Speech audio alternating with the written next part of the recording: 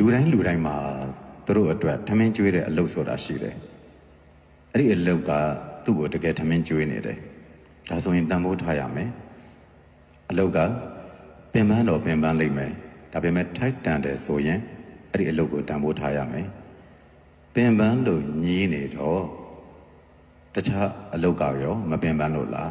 ။အလုပ်မှန်သမျှမပင်ပန်းဘူးဆိုတာမရှိဘူး။ခန္ဓာကိုယ်ပင်ပန်းရင်ပင်ပန်းမပင်ပန်းရင်စိတ်ပင်ပန်းတာကြီးပဲ။ဒါတော့ထမင်းတစ်လုံးစားတယ်ဆိုတော့လွယ်မှမလွယ်တာလက်တလုံးကိုထမင်းကျွေးနေတဲ့အလုပ်တွေဆိုတချို့ဆိုရင်အလုပ်ရဖို့တောင်မလွယ်တာ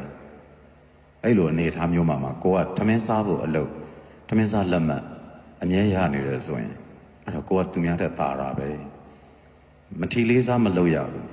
လက်ရှိကိုထမင်းကျွေးနေတဲ့အလုပ်ကိုအထင်မသေးရဘူး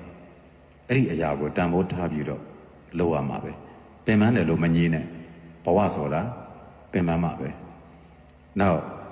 ကို့မှာအားရရှိတယ်လေကိုတောင်းဝင်ယူရမယ့်အရာတွေရှိနေသလားလူကျင်တာလားဒါတွေရှိနေသေးတယ်အလုပ်ရှိနေမှသာလူကျင်ရင်လည်းလူနိုင်မယ်ကျွေးကျင်ရင်လည်းကျွေးနိုင်မယ်ကို့မှာကျွေးဖို့လူတွေရှိနေတယ်ဆိုဒီအလုပ်ကိုတန်ဖိုးထားပါပင်ပန်းတယ်လို့မငြင်းနဲ့တော့ဒီအလုပ်လုံးမှာငါထောက်ပံ့တဲ့သူတွေကိုထောက်ပံ့နိုင်မှာ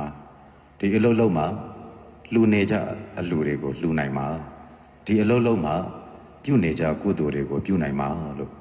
သိကြရင်အဲ့ဒီအလုပ်တွေကိုတန်ဖိုးထားပါဒီအလုပ်တွေကိုမထီမဲ့မြင်မလုပ်ပါနဲ့ဒါဟာကိုယ့်အတွက်ထမင်းကျွေးနေတဲ့အလုပ်ပါ